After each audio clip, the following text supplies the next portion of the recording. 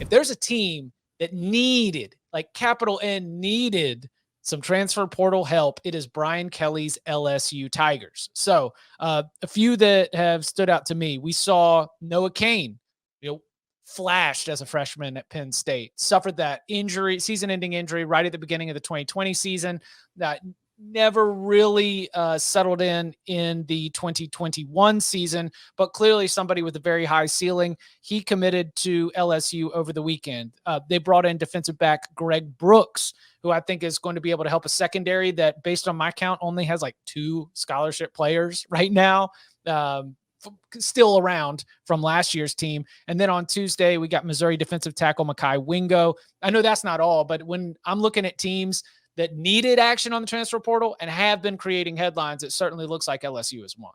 I think LSU's done a really nice job over the last couple of days. They are currently our number 1 transfer portal team on the 24/7 Sports transfer portal team rankings. Noah Cain, I like Noah Cain. I mean, like, I'm biased here. I covered him at IMG when he was coming up. He's a kid, from Louisiana, and the question on him was always speed, and then he got hurt. So I'm sure he, probably lost a little bit more. But he's a guy who will pass pro. He can catch the ball a little bit. I think he can still be a tough runner for you between the tackles. If he regains some of that explosiveness, then LSU maybe found the gem. Obviously, with the guys that Penn State have signed at running back, I don't think he was going to be able to get much playing time there in Happy Valley. Nice job on the offensive line as well with Miles Frazier, and then the kid from ETSU, Tremont Shorts that they took.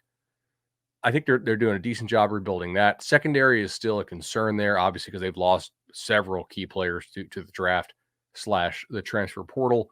But getting Mekhi Wingo, as you mentioned as well, from Missouri, who could be a guy who's a nice penetrator for you, a little bit undersized defensive lineman. I know we have a 94 grade on him in the transfer portal, which makes him one of the top transfers who was available on the market. I also like this kid, Wes Weeks. We only put 3 stars on him, but I know a lot of personnel guys who thought very highly of Wes Weeks, and he could be a really good linebacker for them as well, I think. So, yeah, LSU, nice job in the transfer portal over the last week, and man, their fans needed it because they were flipping out. What is Brian Kelly doing? We're not getting anybody in the transfer portal. In the last week, they're like, boom, watch this. Is it fair to say that LSU, I'm going to have lowered expectations for LSU based on what LSU's ceiling is, but I still have this very admittedly lazy high floor evaluation where I just think it's impossible for us to see a bottom fallout 4-8, 5-7 kind of scenario in Brian Kelly year 1. So even as we face all these personnel challenges, when the transfer portal news continues to just stack up, it's not that I'm celebrating it, but I'm at least saying, like, see, it's LSU. It's Brian Kelly. Like, they are going to figure out a way to be sustainable, I guess I could say.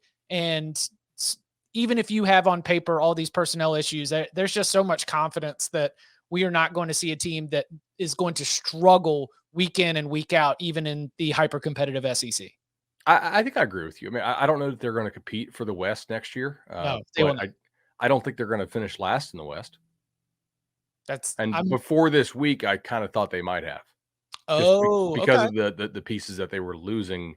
But the timing when you bring in guys, it doesn't really matter as long as you get them in, and especially if you get them in for spring, it's a nice bonus. But their roster looks a heck of a lot better. I mean, how many of these guys that they're taking in the portal are going to start? I mean, they've signed 11 transfer portal guys, half over under of like 6.5, probably. Yeah, I would think. And more to come too. Most likely. Yeah. I think they have room for a couple more.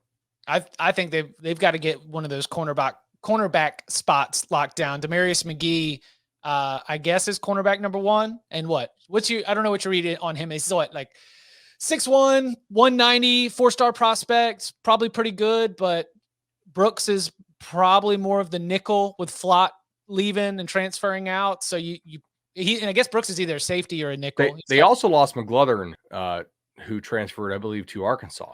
And I like Dwight. I mean, I know he had some misses, but he also had some really good plays for them. He was somebody who I thought kept playing hard down the stretch. So that was kind of one of the reasons why entering like leaving the convention, I was not super high on LSU, and over the last week or so, the guys they've taken have improved my mood on them.